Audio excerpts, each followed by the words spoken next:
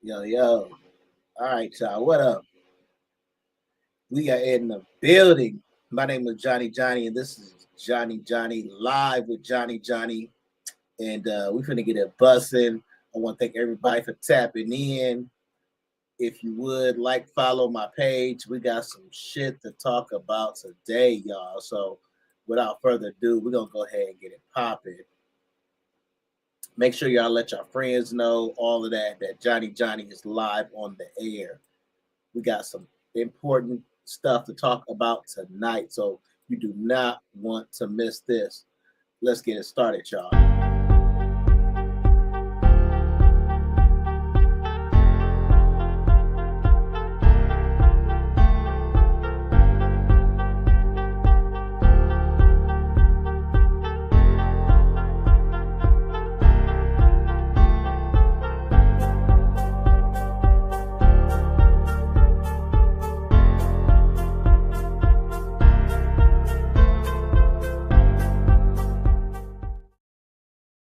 Y'all, we keep getting shit just dropping like every day about this administration. The math ain't mathing. I think I said that first when this election was over.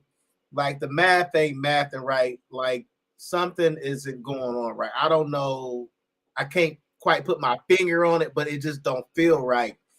And then you got all these things coming out with when Elon Musk is saying that he's dark MAGA, and then you got Trump coming out saying that we don't need your votes.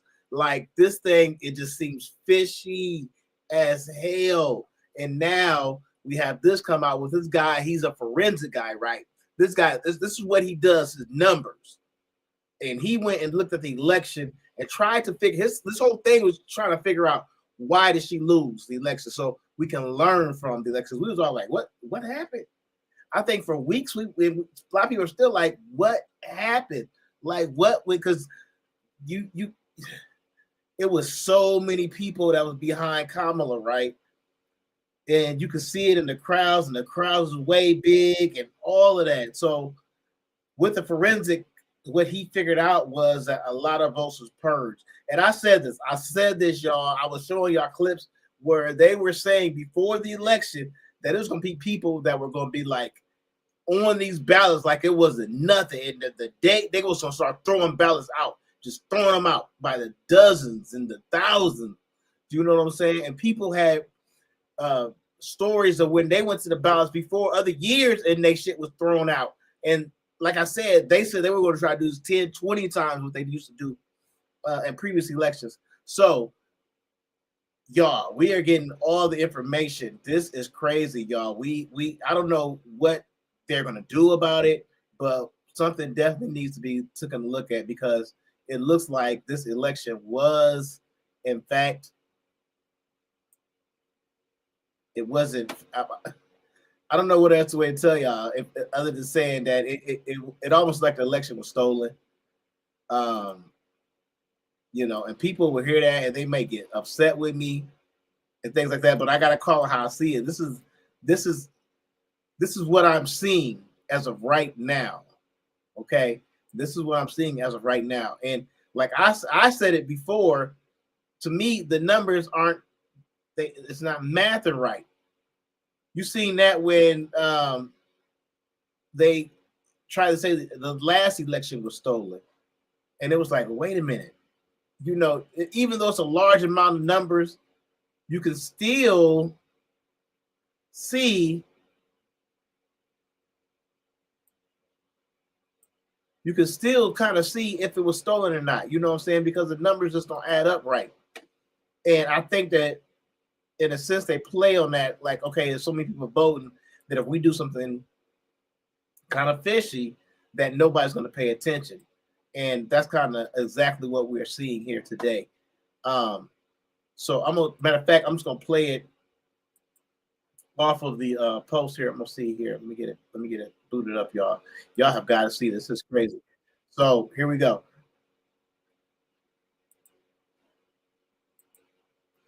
Excuse me, the first way it wasn't working, so we're gonna try something else, but that's all right. We got this. We got this. No problem at all. Okay, here we go. journalist is a legendary investigative journalist.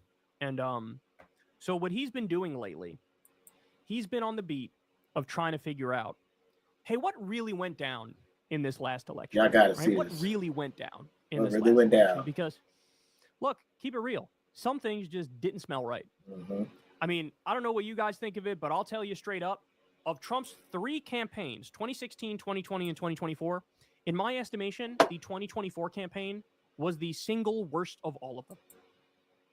I mean, we're talking about he mimicked fellatio on a microphone on stage a couple days before the election. You remember that?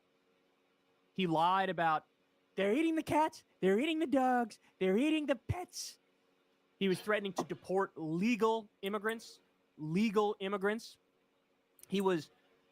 made some joke about like physically assaulting and fighting Kamala Harris.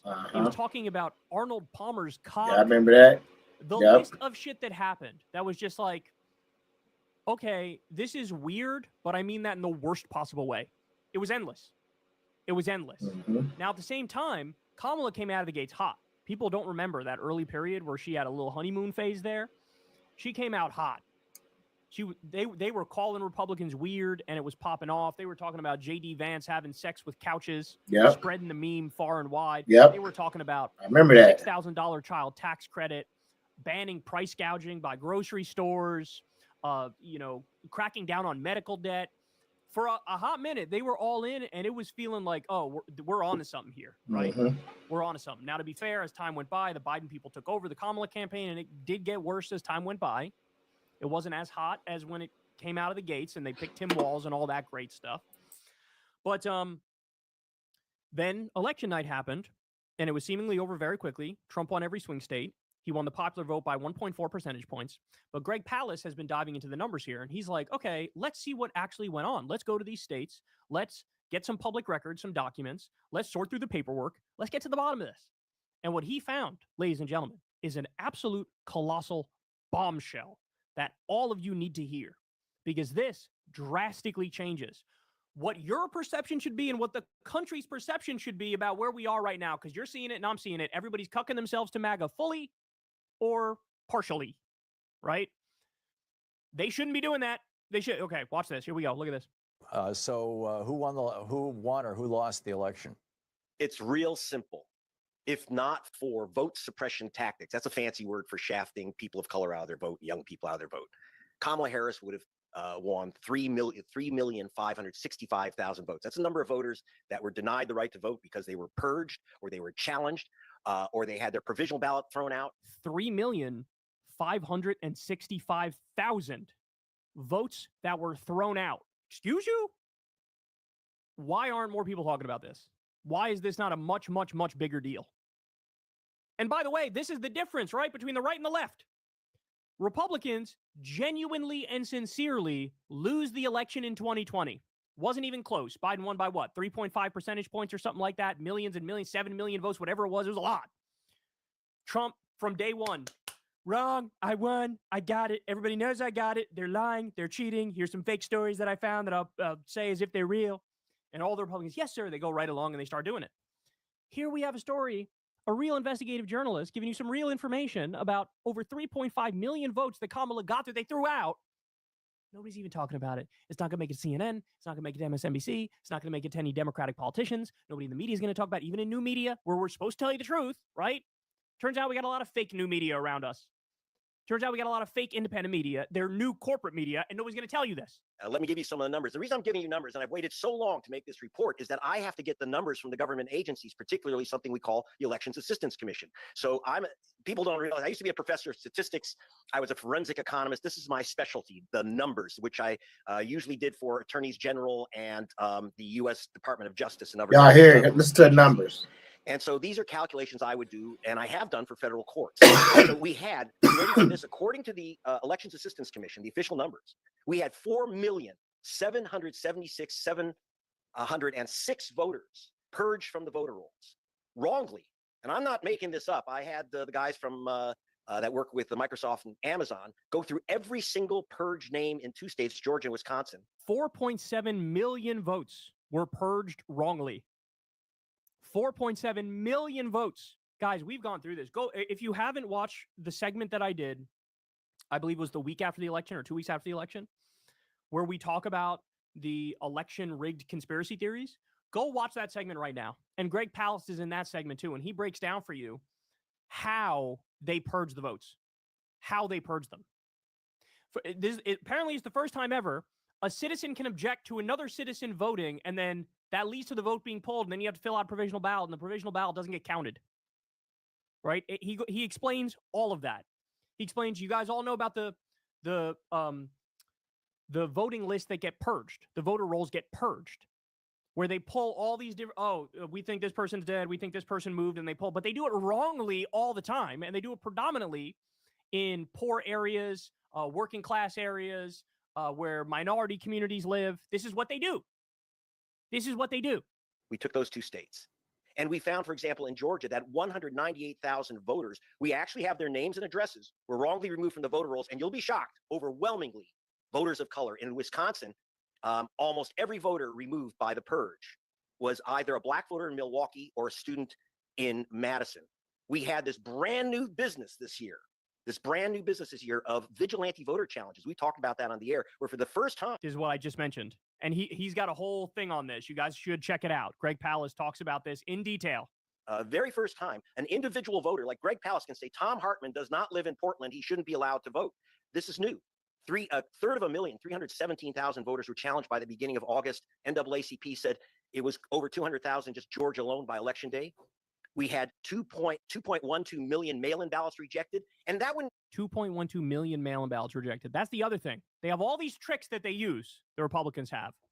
One of the things they do is they'll make it so that they're absolute form Nazis, where they go, hey, the date is a little illegible, throw it out, right? Or you didn't put the date, throw it out. Or you don't have your middle initial, you need to put your middle initial. Or you don't have your middle name, you didn't put your middle name. Or you do have your middle name, you actually weren't supposed to put your middle name. They find ways. They find ways to throw it out if they want to throw it out, and they do it predominantly in the Democratic areas. That's what happens. Mean anything if it were random. It's not random, Tom. According to the state of Washington, which did a study, you're 400% more likely to have your mail-in ballot rejected if you're black than if you're white. And 400% That's sad. more likely to have your mail-in ballot rejected if you're white, if you're black than if you're white. 400%. Washington state has the least voter suppression of any state in the union. Listen, y'all. And according to the U.S. Civil Rights Commission, which did a study, they found that the chance of your ballot being rejected, mail-in or in precinct, is 900% higher if you're black than if you're white. We have over 500,000 votes that were spoiled. That is, they said they couldn't be read. And again, that's another one. Spoiled ballots. Like, oh yeah, we can't read this. I need everybody to understand the idea that they're doing this perfectly, systematically, with objectivity in mind, neutrality in mind. It's nonsense.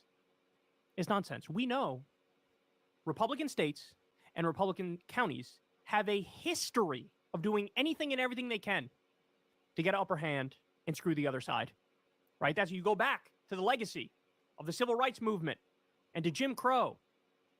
Poll tests, literacy tests, have one polling place open for all of the black people in a giant community, have like 12 open for the white area. It's very, very racial. We had 1.2 million provisional ballots rejected. People think, they get this, you go in and they say, oh, you've been challenged, you've been purged, or we can't find your name on the rolls here, fill out this provisional ballot. 43% of those ballots, according to the U.S. government, 43% of provisional ballots, and there were about 4 million in the last, or about 3 million in the last election. 43% of those were thrown in the garbage.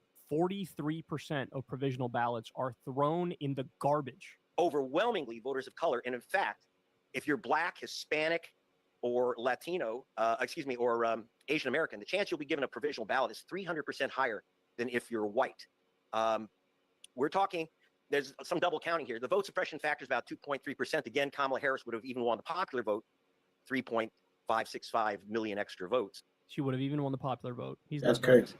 She would have won the states of Wisconsin, Michigan, Pennsylvania, and Georgia. These are pretty exacting calculations, Tom. And so she would have won with the 286 electoral votes. You guys remember when I did my predictions? That's crazy. What did I say was the floor for Kamala Harris? The least I could see her winning. I believe the exact number was 286 electoral votes. According to investigative journalist Greg Palast, that's exactly what you got. Why are we the only ones talking about this? Why is Tom Hartman and Greg Palast, why are they the only? Yeah, that's crazy, y'all. We have an election that might have really been stolen, and nobody's talking about it. So I don't know. I think that's why they came in and started firing everybody, because they don't want people to know about this. I actually think that's why the big news today was about the. They knew they wasn't gonna get that stuff passed, stopping all that federal aid, but that was to make a big story, so this story would get buried, and I think that's exactly what happened.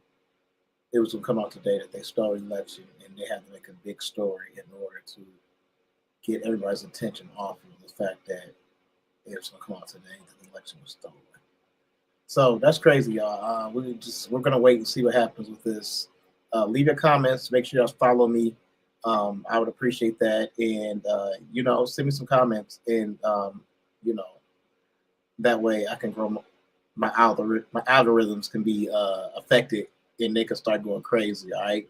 So with that being said, we're gonna get out of here. Thank y'all for watching. My name is Johnny. This is Live with Johnny. We out.